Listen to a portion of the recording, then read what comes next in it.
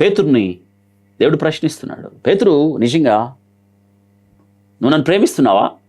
ప్రేమిస్తున్నాను ప్రభా. రెండోసారి, నువ్వు నిజంగా నన్ను ప్రేమిస్తున్నావా? ప్రేమిస్తున్నాను ప్రభా. నువ్వు నన్ను ప్రేమిస్తున్నావా? ప్రభా, విషయం నీకే తెలుసు. దేవుణ్ణి ప్రేమించకుండా అడ్డుగా ఏదొచ్చినా అదొక విగ్రహం. ఏదైనా కావచ్చు, మీ కుటుంబం కావచ్చు, నీ భార్య, నీ భర్త, నీ పిల్లలు, నీ ఉద్యోగం, నీ ఆస్తి, నీ ఇల్లు, నీ ఆభరణాలు, నీ వస్త్రాలు, లేదా నీ కారు, నీ బైక్, నీ ఫోన్, ఇంక్లూడింగ్ మీ దైవ సేవకుడితో సహా. ఈరోజు చాలామంది అండి దేవుని కన్నా దైవ సేవకుడిని తెచ్చి హృదయంలో పెట్టుకుంటారు. ఎవరతను? దేవుని సేవకుడు. అక్కడ ఉండాల్సింది దేవుడు, సేవకుడు కాదు. ప్రేమించాల్సింది దేవుణ్ణి, గణపరచాల్సింది దేవుణ్ణి. నేటి దినాన క్రైస్తవులకు కూడా చపలం ఎక్కువైంది. క్రైస్తవులకి ఒకలాంటి మత్తు వచ్చింది. ఎవరిని ప్రేమించాలో, ఎవరిని గణపరచాలో ఆ దేవునిని గణపరచకుండా ఆ దేవుని గణపరచడం మానేసి దైవ సేవకుడిని తెచ్చి ఒక విగ్రహంగా మార్చేశారు. వ్యక్తి పూజ ఇదొక విగ్రహం. లేచిన దగ్గర నుండి మా దైవ సేవకుడు, మా అయ్యగారు, మా అమ్మగారు, మా అయ్యగారు, మా అమ్మగారు. జాగ్రత్త, ఇద్దరికి ప్రమాదమే.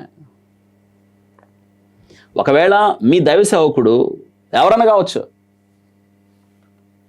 ఒక విగ్రహంగా ఒకవేళ నీ జీవితంలో మారితే నీకు ప్రమాదమే. నువ్వు ఎవరినైతే విగ్రహంగా చేసుకొని కొలుస్తున్నావో ఆయనకి ప్రమాదమే. జాగ్రత్త, సరిచేసుకో.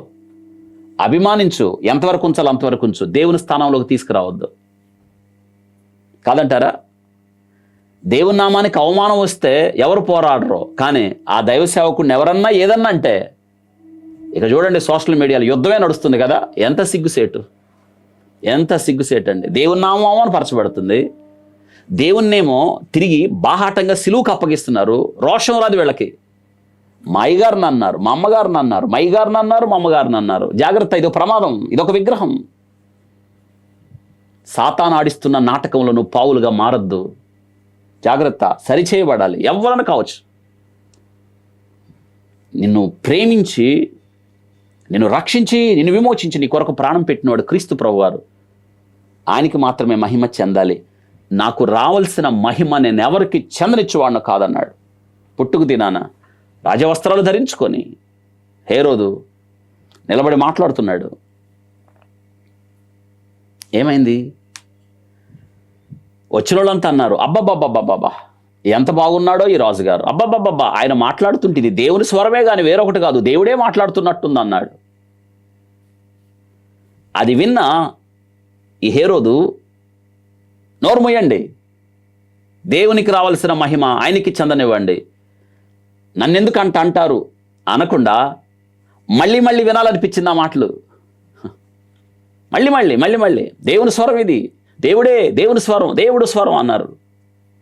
దేవుని మహింపరచలేదు. ఏమైంది తెలుసా?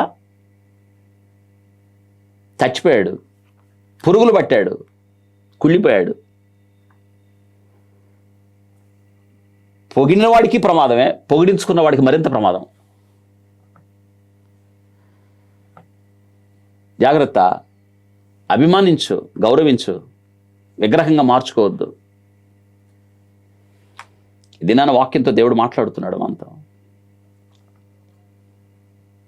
వింటున్నారా? దేవుని గణపరచండి, దేవుని మహింపరచండి, ఆయన నామ ఘనత కొరకు జీవించండి.